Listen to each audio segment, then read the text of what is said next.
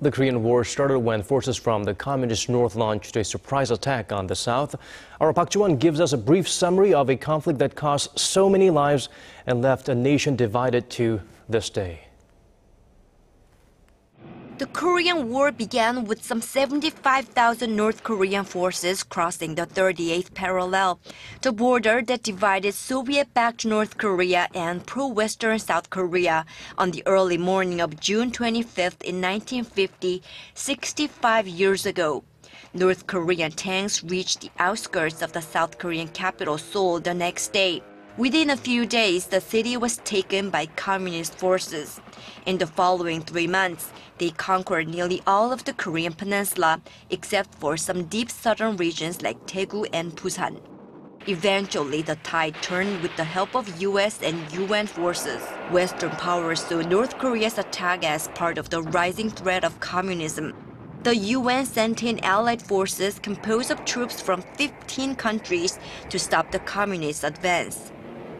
On September 15th, General Douglas MacArthur, Commander-in-Chief of United Nations Command, successfully carried out the Incheon landing operation, restoring the South Korean capital Seoul in late September.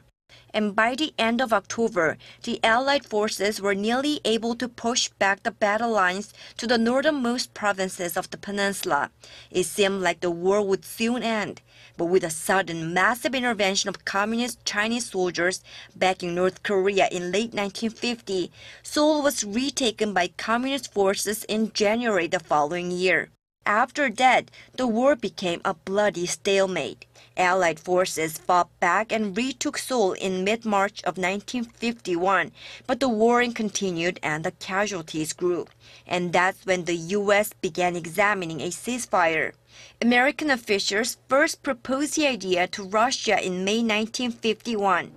After some 2 more years of negotiations and ongoing hostilities, an armistice treaty was finally signed in July 1953, bringing the bitter fighting to an end. The 3-year war, which was the first major military action of the Cold War between the Western powers and communist countries, cost the lives of some 5 million people, both armed forces and civilians, and left the Korean Peninsula divided almost the same as before the war. Park Ji-won, Arirang News.